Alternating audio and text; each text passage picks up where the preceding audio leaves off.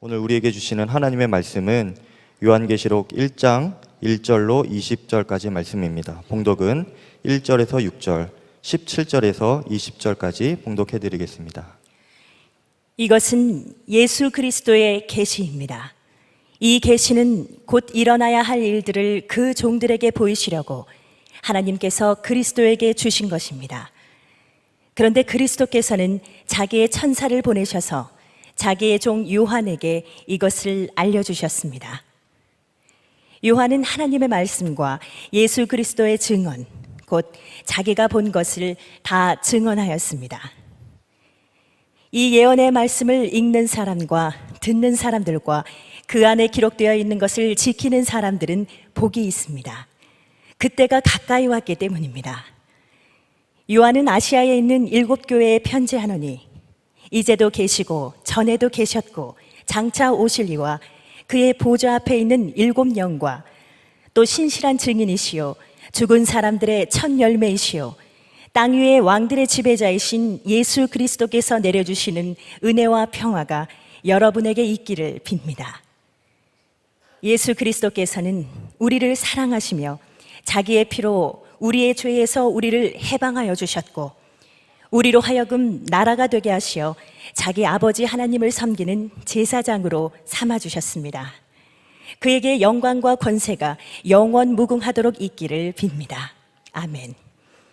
그를 뵐 때에 내가 그의 발 앞에 엎드러져 죽은 사람과 같이 되니 그가 내게 오른손을 얹고 말씀하셨습니다. 두려워하지 말아라. 나는 처음이며 마지막이요 살아있는 자다. 나는 한 번은 죽었으나 보아라 영원 무궁하도록 살아있어서 사망과 지옥의 열쇠를 가지고 있다. 그러므로 너는 내가 본 것과 지금의 일들과 이 다음에 일어날 일들을 기록하여라. 내가 본 내 오른손의 7별과 7 금촛대의 비밀은 이러하다. 7별은 7교회의 심부름꾼이요 7 촛대는 7 교회다. 저는 요한계시록 강해를 하기로 마음에 이렇게 결심하게 된 것은 올해입니다. 갑자기 그런 마음이, 그 부담이 저에게 주어졌습니다. 언젠가는 해야 하겠지 생각은 했지만 이렇게 갑자기 제 마음을 강권하시는 하나님의 뜻이 뭘까 궁금했습니다. 사실 요한계시록은 설교하기가 어려운 성경입니다. 묵시도 있고 상징도 많아서 제대로 다뤄내는 일이 만만치 않고 또 이 책 때문에 영적인 혼란도 그동안의 기독교 역사상 굉장히 많았습니다. 그런데도 왜 요한계시록을 읽고 또 제가 설교를 하려고 하는가? 이단에 의하여 미혹이 엄청나게 심해졌습니다. 성도들의 가정에 이 일로 인해서 고통당하는 가정이 너무 많았습니다. 그래서 성도들에게 요한계시록이 솔직히 어떤 책인지를 정확하게 알려드릴 필요가 있겠다고 싶고, 또 하나는 이 요한계시록을 읽고 듣고 그대로 순종하는 사람이 복이 있다고 성경은 말하고 있습니다. 3절 말씀에 보면 이 예언의 말씀을 읽는 사람과 듣는 사람들과 그 안에 기록되어 있는 것을 지키는 사람들은 복이 있습니다. 그때가 가까이 왔기 때문입니다. 그러니 요한계시록을 뒤로 미루기가 어려운 거죠. 제가 요한계시록 강의를 준비하면서 깜짝 놀랐습니다. 요한계시록의 메시지에 확 빠져들었습니다.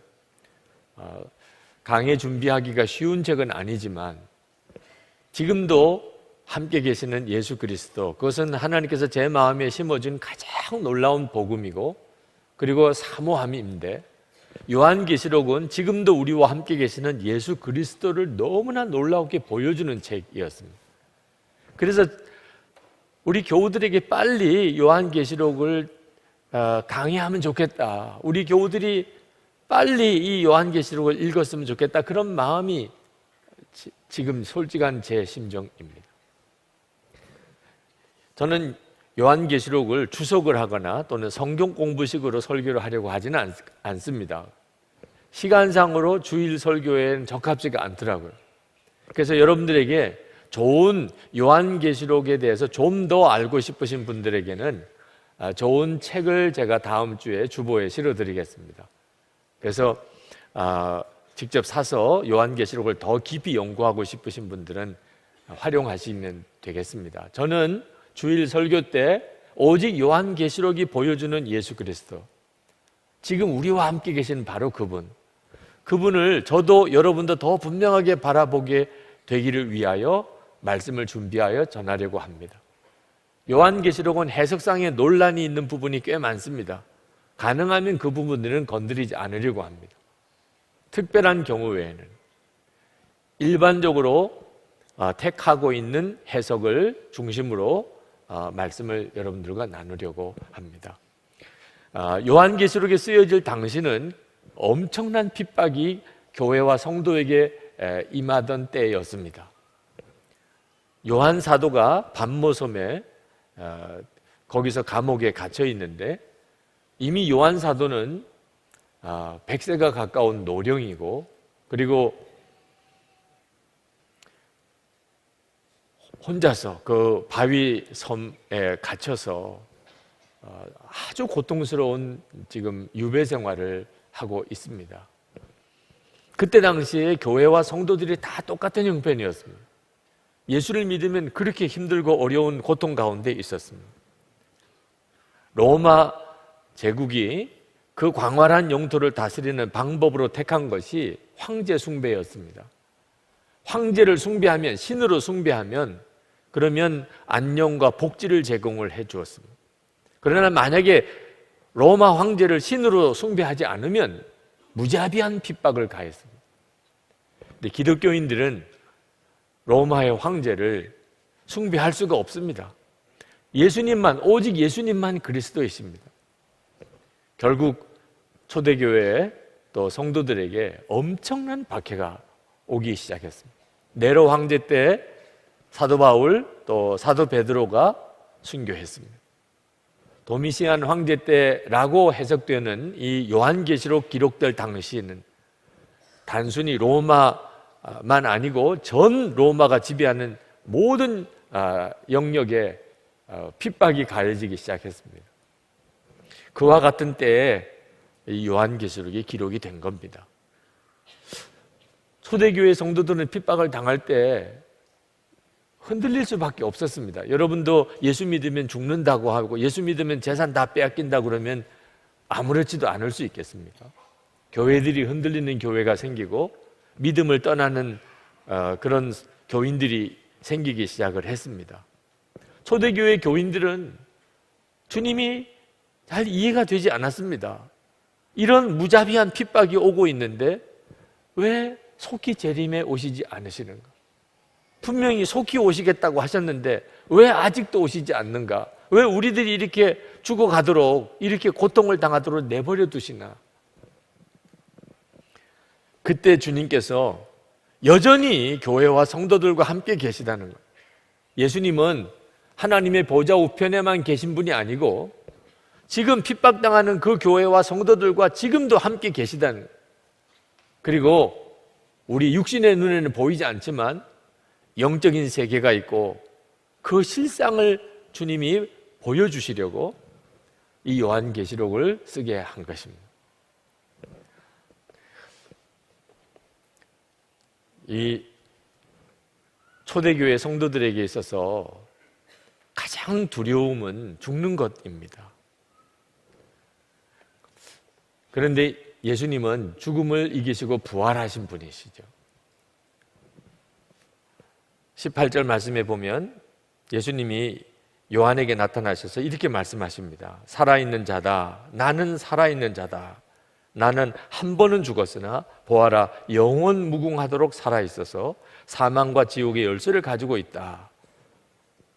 깜짝 놀랐죠. 예수님이 부활 승천하셨는데 그 부활 승천하신 예수님의 영광스러운 모습을 요한 사도가 보게 된 겁니다. 그리고 그것을 요한계시록에 기록한 겁니다. 이것은 그때 당시에 초대교회 성도들에게 말할 수 없는 힘이 되었습니다. 죽음의 두려움을 넘어선 거죠. 죽음 이후에 부활이 있고 그리고 이 세상이 전부가 아닌 하나님의 나라가 있음을 그들이 보게 되었어요. 요한계시록을 통해서. 사실 그 당시 때 이 로마 황제와 그 제국의 권세, 그리고 우상과 황제 숭배의 신전들의 위세는 대단했습니다. 지금도 우리가 그리스나 로마에 가면 그때 당시에 신전의 흔적들이 남아 있어서 지금도 관광지가 되어 있잖아요. 대단한 권세였습니다. 그런데 교회는 너무 초라했어요. 예배당 하나 변비엔이 없었습니다. 그냥 가정 집에서 모임을 가졌어요. 예수 믿는 사람들이 무슨 테러 집단도 아닙니다. 그냥 끌고 가면 끌려가는 거고, 죽이면 그냥 죽임을 당했어요. 세상에 가장 나약해 보이는 사람들이었습니다. 그런데 왜 로마 제국이 교회를 핍박하냐 말입니다. 그냥 내버려 두어도 제대로 서지도 못할 것 같고, 모여도 그래 변변치 않아 보이는, 예배당 하나 그럴듯한 신전이 없는 그 교회를 왜 핍박합니까? 두려움 때문이었어요. 예수 믿는 사람이 두려운 거예요. 아니, 세상에 뭐가 두렵습니까? 죽어도 황제를 숭배할 수 없다. 예수님이 나의 그리스도시다. 예수님이 내 주님이다. 이러고 진짜 죽어가는 거예요. 아니, 보통 죽인다 그러면 떨고, 그러고 자기 입장도 바꾸고 어떻든지 살려고 별의별 수단을 다 쓰는 게 사람 아닙니까?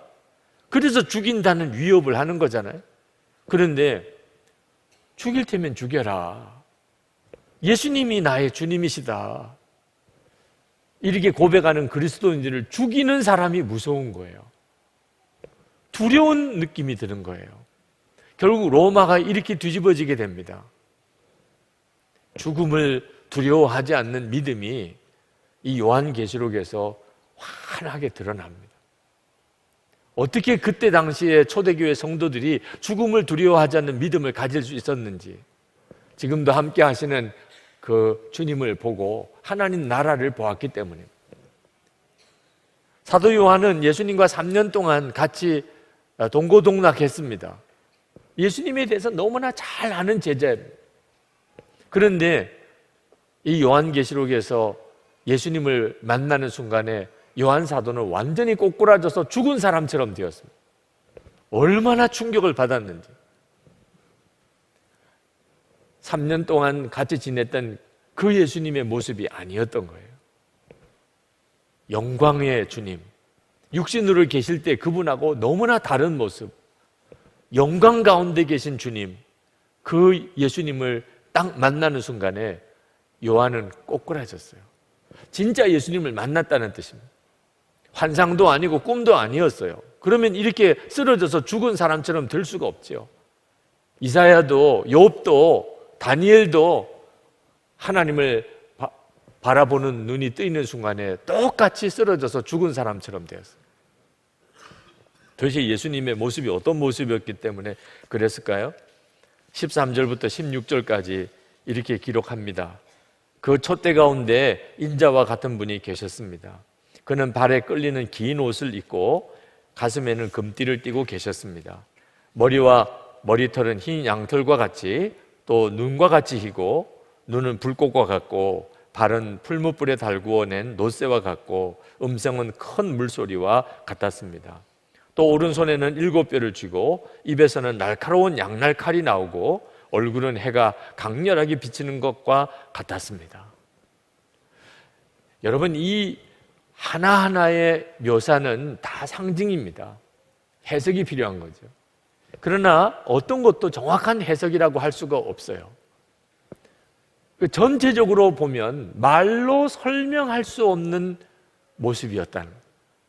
영광의 주님, 요한이 보고 쓰러져서 죽은 것처럼 된 그 주님의 모습은 도대체 사람의 말로 자세하게 묘사할 수 없는 그런 영광스러운 모습이었다는 거예요. 주님은 쓰러진 요한을 다시 이렇게 세웁니다. 그리고 소아시아 7교회에 주실 말씀을 들려주시고 그것을 기록하여 보내라고 그렇게 지시를 하십니다. 이 요한계시록의 중요한 포인트는 미래에 있는 게 아니고 현재에 있다는 것입니다. 예수님은 분명히 그때 당시에 소아시아 7교회에 이 서신을 보내셨어요. 예수님의 관심은 그 소아시아 교회였고 그 성도들의 지금의 삶이었습니다. 물론 요한계시록에는 미래에 대한 말씀들이 계속 나옵니다. 오늘 1장에도 보면 1절에 이 계시는 곧 일어나야 할 일들을 그 종들에게 보이시려고 그랬고, 7절에 보면 보아라 그가 구름을 타고 오신다. 눈이 있는 사람은 다 그를 볼 것이요 그를 찌른 사람들도 볼 것이다. 땅 위의 모든 족속이 그분 때문에 가슴을 칠 것이다. 19절에 그러므로 내 본 것과 이제 있는 일과 장차 될 일을 기록하라. 분명히 미래에 대하여 주님은 말씀하시고 보여주셨습니다. 그러나 가만히 이 계시록을 읽어보면 미래에 대한 내용들은 다 묵시와 상징으로만 묘사를 하셨습니다. 그 말은 구체적으로 실제적으로 되어질 일과 또 때와 과정은 알지 못하게 하셨다는 겁니다. 여러분, 새로운 차가 만들어지면 도로 주행 시험을 거치는데 그때는 검은 천으로 이렇게 차를 덮어놓죠.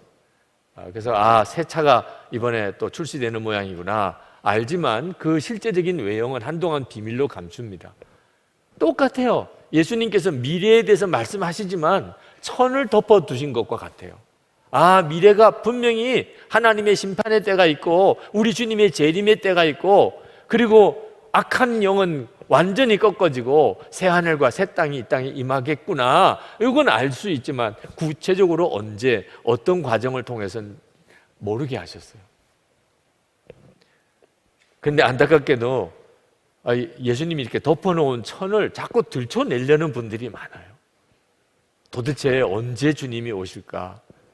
정말 지금은 진짜 종말인가? 도대체 종말이 어떤 징조가 있을까? 온통 관심이 거기에 있어요. 여러분, 요한계시록은 666이나 베리칩이나 또는 무슨 적그리스도나 휴거나 그런 내용을 담고 있는 책만 아닙니다. 요한계시록이 정말 말씀하고 싶은 것은 지금 현재 우리가 어떻게 살아야 하는가 하는 것입니다.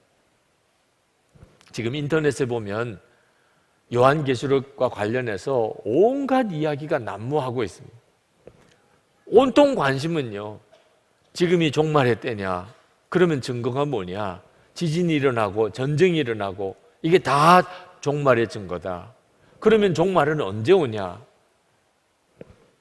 요한계시록을 그런 관심을 가지고만 보는 겁니다. 우리 집단에만 들어와야 마지막에 휴거될 수 있는 사람 수에 들어갈 수 있다. 이단들은 그렇게 미혹합니다. 사람을 두렵게 만들고 그리고 뭔가 공포를 조장하는 이런 분위기는 다 요한계시록에 대한 정확한 해석이 아닙니다. 예수님께서는 요한에게 예언을 주시고 앞으로 종말에 될 일을 말씀하신 뜻이 지금 소아시아 교회 성도들에게 그들의 삶 속에서 주님이 하고 싶은 말씀이 있으셨기 때문에 그 말씀을 하신 겁니다. 앞으로 될 일을 너희들이 분명히 알고 지금 정신 차려서 살으라. 핍박이 오고 환난이 오지만 앞으로 될 일을 내다보고 흔들리면 안 된다. 하나님의 말씀대로 사는 일에 조금도 어긋남이 없어야 한다. 예수님께서 지금 말씀하고 싶은 것은 바로 그 내용이었어요. 저는 오늘 이 1장을 묵상하면서 참 울었습니다. 요한 사도의 심정을 생각했어요. 반모섬에 홀로 갇혀서 그 노구에 말할 수 없는 고통스러운 기간을 보내는 요한 사도. 근데 요한 사도는 진짜 힘든 것은 육신의 고통이 아니었습니다. 마음이 무너진 거예요. 핍박이 오고 환난이 오니까 교회들이 무너지기 시작했어요. 그렇게 예수님을 믿고 구원받은 그런 성도들과 교회가 한순간에 믿음 잃어버리고 또는 세상과 타협하고 또는 첫사랑 잃어버리고 이렇게 교회는 끝나는가? 복음은 여기서 중단되는가? 요한 사도가 겪는 고통은요, 바로 그것이었어요. 근데 주님은 요한 사도에게 여전히 주님은 교회를 사랑하시는, 소아시아 7교회를 주님은 여전히 붙잡고 계신 것, 그 교회 사이를 주님이 거닐고 계신 것을 분명히 보여주셨어요. 요한 사도는 예수님께서 말씀하시는 말씀과 그리고 보여주시는 여러 가지 환상들을 통해서 그는 아마 너무나 감격스러워서 울었을 거예요. 저도 똑같은 심정이었습니다. 한국 교회를 향하여 동일한 메시지를 주님은 주시고 계시다고 깨달았기 때문에 지금 한국 교회의 위상은 정말 바닥에 떨어져 있습니다. 주위에 있는 많은 분들이 한국 교회를 비난합니다. 솔직히 예수를 믿는 우리들도 하나님의 말씀대로 살지 못하는 안타까움이 있습니다. 도대체 하나님은 한국 교회를 어떻게 보실까? 근데 이 요한계시록을 읽어가면서 우리 주님은 여전히 포기하지 않으신다. 한국 교회를 여전히 주님은 포기하지 않으신다. 버리지 않으신다. 여전히 한국 교회에 붙들고 계시다. 그 말씀을 주시는 것 같았어요. 지금 우리나라는 백척간두 위기 가운데 있습니다. 사실 우리 민족과 우리나라의 그동안의 처신을 보면 우리가 하나님 앞에 뭘 기도해야 될지 모를 정도예요. 하나님 보시기에 기쁘게 그렇게 살지를 못했습니다. 그러나 하나님은 이 나라를 긍휼히 여기시는 것을 깨닫게 하셨어요. 이 민족을 포기하지 않으시는 것을 이 요한계시록을 읽으면서 알게 하셨어요. 저에게는 외할머님이 계신데 어릴 때부터 정말 사랑을 많이 받고 자랐습니다. 저희 외할머님은 저를 보시면 세상에서 제일 똑똑하고 세상에서 제일 잘난 아이라고 그렇게 저를 여기시는 것 같았어요. 저는 그렇지가 않았습니다. 자기가 자기를 알지요. 그냥 저는 평범한 아이, 수줍어서 제대로 어디 누구에게 말 한마디도 제대로 못하는, 어떻게 보면 좀 나약한 아이, 그런 아이였어요. 그런데 외할머님은 저를 세상에서 제일 똑똑하고 제일 잘난 아이로 그렇게 저를 보시는 거예요. 제가 위기가 올 때, 힘들 때 제가 계속 앞으로 나갈 수 있었던 것은 외할머님이 저를 그렇게 믿어주고 격려하고 그렇게 저를 응원하는 것 때문이었습니다. 그런데 제가 예수님을 바라보고 저희 외할머니와 비교할 수 없이 저를 사랑하시고 저를 믿어주고 끝까지 저와 동행하시는 주님을 만났어요. 저는 정말 주님 앞에 부끄러운 게 많습니다. 주님이 저를 끝까지 그렇게 사랑하실 만한 사람이 못 돼요. 그런데도 한결같이 주님은 저를 떠나지 않으시고 그리고 저와 늘 동행해 주시고 그리고 저를 믿어주셨어요. 저는 한국 교회를 보면서 하나님이 한국 교회를 외면하지 않을 것이라는 확신을 갖는 이유가 바로 저를 보고 깨달은 거예요. 우리 민족도 마찬가지입니다. 우리의 허물과 부족이 많지만 그것 때문에 주님은 우리를 떠나시거나 버리시지 않으세요. 요한 사도가 예수 그리스도를 바라보는 눈이 뜨이고 그가 그렇게 감격할 수 있었던 이유였습니다. 우리를 여전히 버리지 않으시고 우리를 떠나지 않으시고 우리와 함께 하시는 주님. 여러분, 세상이 너무 커 보입니까? 여러분 자신은 너무 작습니까? 하나님은 너무 막연하십니까? 그렇다면 여러분이 요한계시록을 읽어야 할 사람입니다. 요한계시록을 이렇게 작은 소책자 단권 성경으로 여러분에게 나눠드린 것은 읽으시라고 하는 거예요. 집에도 두고 직장에도 두고 가지고 다니면서 계속 읽으시라는 거예요. 휴대폰 더 이상 보지 말고 TV 뉴스 너무 얽매이지 마시고 이번 기회에 요한계시록을 100번이라도 읽어보시라는 거예요. 그래서 여러분들의 머릿속에 요한계시록의 그 모든 분위기가 그대로 새겨지게 되기를 바랍니다. 여러분이 읽으시면 그렇게 됩니다. 그러면 여러분의 삶에 놀라운 변화가 일어납니다. 여러분이 세상을 살아가는 동안 그동안에 그렇게 커 보이던 세상, 그 세상만 보았기 때문이죠. 그런데 요한계시록에서 보여주는 그 놀라운 분위기, 하나님의 나라, 지금도 함께 계시는 주님을 여러분이 머릿속에 그려지게 되는 순간에 세상은 아무것도 아닌 것처럼 여겨져요. 여러분들에게 부딪혀 있는 문제가 아무것도 아닌 것처럼 여겨져요. 이건 정말 놀라운 일이죠. 저는 소아시아 7교회에 말씀하시는 주님을 보면서 마음속에서부터 간절한 기도가 일어났습니다. 주여 우리에게도 말씀해 주옵소서. 소아시아 교회는 다 칭찬만 받은 거 아닙니다. 책망 많이 받았습니다.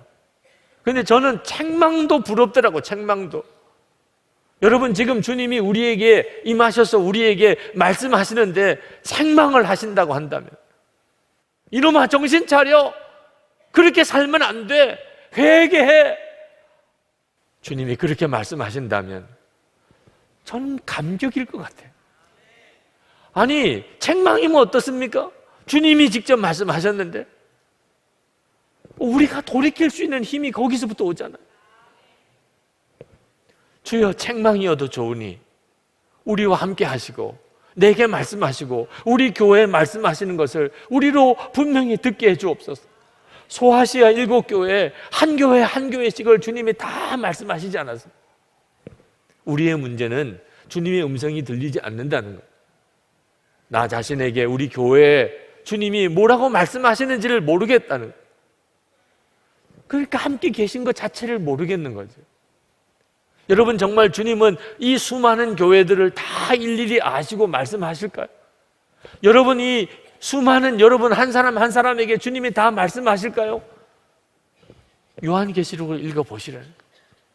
여러분이 이 계시록을 읽어가면 비로소 알게 됩니다. 주님은 말씀하시는구나. 저는 목회하면서 마음이 많이 힘들었던 것 중에 하나가, 제가 예수님을 인격적으로 만나고 주님과 친밀히 동행하지 못하면서 내가 목회하고 있다는 것에 대해서 너무너무 두려웠고 그리고 안타까웠습니다. 교회가 여러 가지 문제가 많이 있을 때, 그렇게 설교하는데도 교인들은 변화가 없을 때, 목사인 나 자신이 주님과 인격적으로 만나고 주님과 동행하는 그런 사람이 못 되니까, 그러니까 이렇게 되는 거구나. 이제는 정직하게 교인들에게도 고백하고 예수원이나 같은 그런 수도원에 들어가서 주님과 만나고 동행하는 훈련을 제대로 받고 돌아오든지, 예수전도단 DTS 같은 곳에 가서 좀 제대로 주의 음성 듣는 법, 주님과 동행하는 법에 대해서 좀 훈련 받고 그 다음에서 목회를 해야 그 목회자답지 않겠나, 그런 생각했어요. 그래서 마음에 거의 결심을 굳혔습니다. 목회 다 내려놓고 예수원에 가든지 또는 예수전도단 DT에서 들어가든지 해야 되겠다. 이 모습으로는 더 이상 목회할 수 없겠다. 근데 문제는 하나님이 허락하시지 않는 거예요. 하나님이 허락하심이 없어요. 하나님이 왜 허락하지 않으실까? 주님의 뜻을 생각하면서 정리된 생각이 있었어요. 너 목회 현장이 답답하다고 너 산속에 있는 수도원에 들어가면 그게 올바로 훈련받는 건 줄 아느냐? 답답해 보이는 목회 현장, 거기가 수도원이야. 너 일상생활 거기서는 예수님의 제자로 훈련받을 수 없을 것 같아서 너 DTS 가면 그게 제대로 훈련받는 건 줄 아냐? 너가 진짜 예수님의 제자로 훈련받아야 될 곳은 일상생활 속에서야. 주님이 저에게 말씀하시는 것 같았어요. 그래서 제가 마음을 고쳐먹었습니다. 주님, 제 답답해 보이는 이 목회 현장이 수도원인 줄로 제가 생각하고, 그리고 일상생활이 예수님의 제자 훈련이라고 제가 믿겠습니다. 그리고 수도원에서는 도대체 어떤 일과로 사는지, DTS 가면 도대체 어떤 강의를 듣고 어떤 책을 보는지 수소문해서 책도 구입하고, 그리고 매일매일의 삶 속에서 주님과 동행해 보려고 애를 썼어요. 기도했습니다. 주님, 저에게는 가르쳐 줄 사람이 없어요. 수도원도 들어가지 말라, DTS도 가지 말라 하시니까 성령께서 직접 가르쳐 주세요. 주님이 직접 가르쳐 주세요. 그래서 주님이 가르쳐 주실 거라고 믿고 매 순간에 성령의 이끄심을 갈망하며 그렇게 목회해 왔어요. 그렇게 해서 만들어진 책이 예수님의 사람 제자훈련 교재요, 영성일기입니다. 저는 여러분들이 할 수 있으면 수도원에 가서 거기서 훈련 받고 또 DTS 가서 거기서 훈련 받는 거 저는 좋다고 생각합니다. 정말 추천해 드리고 싶어요. 그러나 그럴 수 있는 사람은 지극히 적은 수밖에 안 됩니다. 대부분은 그럴 수가 없어요. 일상생활 속에서 그냥 내일 또 직장 가야 됩니다. 주님은 저 같은 자를 통해서라도 일상생활 속에서 주님의 제자로 훈련받을 수 있다. 지지고 볶는 그런 삶 속에서 수도원에서 경험하는 훈련 받을 수 있다. 그걸 말씀하고 싶어 하시는 것 같았어요.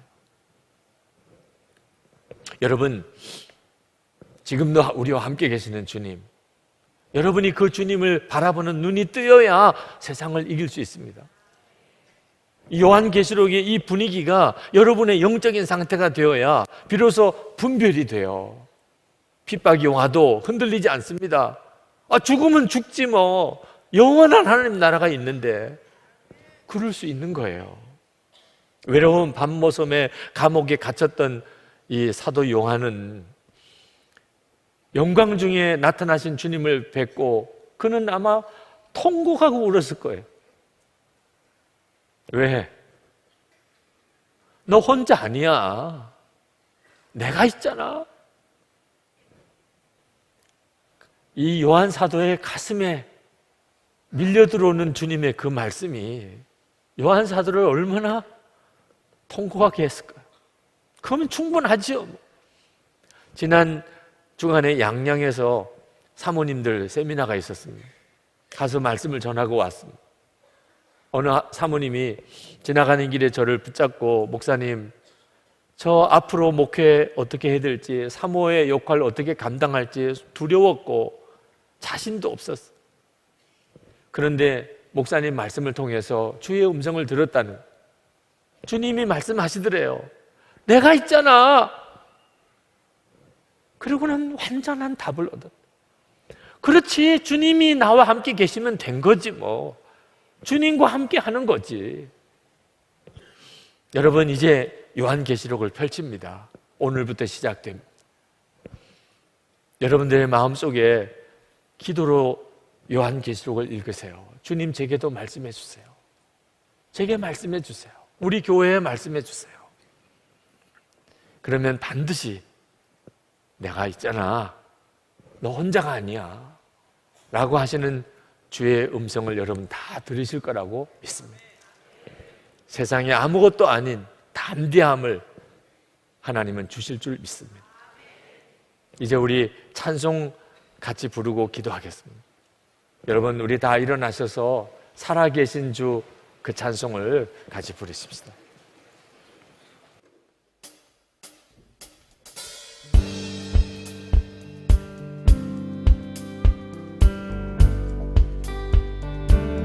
주 하나님 독생자 예수 날 위하여 오시었네. 내 모든 죄 다 사시고 죽음에서 부활하신 나의 구세주, 살아계신 주 나의 참된 소망, 걱정 근심 전혀 없네. 사랑의 주내 발길 인도하니 내 모든 삶의 기쁨 늘 충만하네. 주 안에서 거듭난 생명, 도우시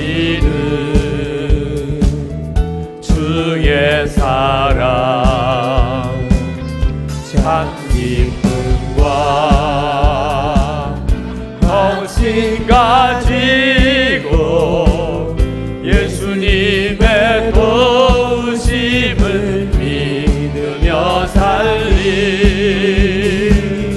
살아계신 주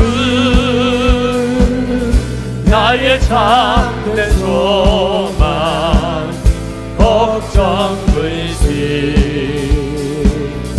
전혀 없네 사랑의 주내 갈 길 인도하니 내 모든 삶의 기쁨을 충만하네 그 언젠가 주뵐 때까지 주를 위해 싸우리라 승리의 길 멀고 험해도 주님께서 나의 앞길 지켜주시리 살아계신 주 나의 참된 소망 걱정 불신 전혀 없네 사랑의 주내 갈 길 인도하니 내 모든 삶의 기쁨 늘 충만하네 여러분 이 시간 기도할 때 주여 제 눈을 열어 지금도 함께 계시는 영광의 주를 보게 해주시고 하나님의 나라를 내 눈에 활짝 열어주셔서 세상 두려워하지 않게 하게 하여 주시옵소서 내가 있잖아 말씀하시는 주의 음성 내게도 분명하게 들려지게 해 주옵소서 우리 주여 한번 부르짖고 기도하겠습니다 주여 할렐루야 하나님 그거 놀라우신 은혜 놀라운 하나님 역사하심을 하나님 찬양한 그거 은혜로 도와신 하나님 찬양한 주여 역사하시고 주관하신 하나님 찬양한 크신 은혜로 도와시는 주님 찬양한 놀라우신 하나님 은혜를 하나님 찬양합니다 아버지 하나님 주님 앞에 나와 하나님 간구하며 하나님 사모하며 하나님 기도하며 눈물로 하나님께 나아가는 하나님 사랑하는 성도들에게 신이 임하여 주셔서 하나님 신이 역사해 주셔서 하나님 눈을 활짝 열어주셔서 하나님 영광의 주를 바라보게 하소서 지금도 함께 하시는 주를 보게 하소서 하나님 나라와 그 영의 실체를 보게 하소서 세상 두려워하지 않은 담대함 주셔서 은혜 위에 은혜를 더하소서 말씀으로 역사해 주셔서 주님 함께 하소서 들어주셔서 놀라우신 하나님의 은혜로 놀라운 하나님의 역사로 하나님 지금 일일이 한 사람 한 사람 다 말씀하시고 역사하시고 붙잡아 주시고 세워주시기를 하나님 간절히 기도하고 역사해 주시옵소서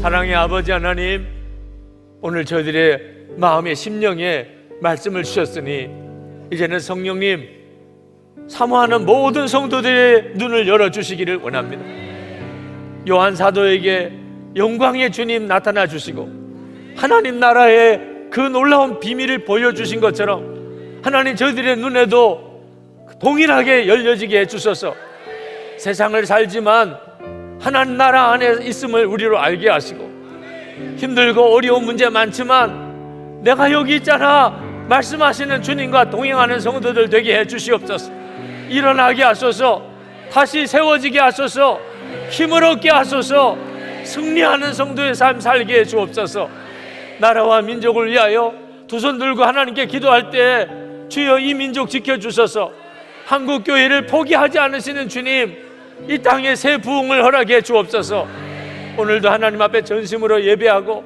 감사하며 예물 드린 성도들이 있습니다 주여 손 얹어 주셔서 머리에 손 얹어 주셔서 심령의 은혜가 충만하며 저들의 육신에 강건하며 하나님 영광을 위하여 기업에 복을 주시며 가정이 다 구원을 받으며 우리의 자녀들이 하나님 앞에 더 귀하게 쓰임받게 하시며 나눠주고 베풀어주는 자로 하나님 소금처럼 빛처럼 그렇게 사용하소서.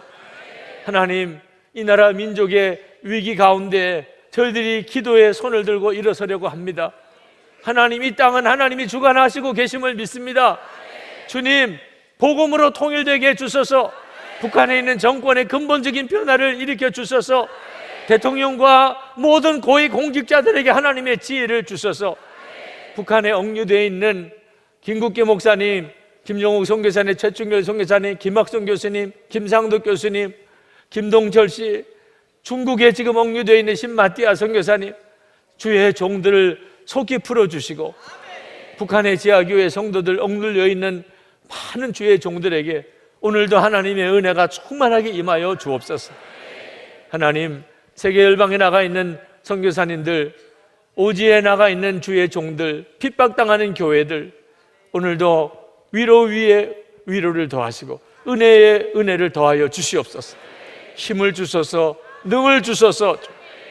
우리 주 예수 그리스도의 크신 은혜와 하나님 아버지의 놀라우신 사랑하심과 보혜사 성령님의 하나 되도록 교통하심이 예배하고 돌아가는 모든 성도들과 함께 계시기를 축원하옵나이다.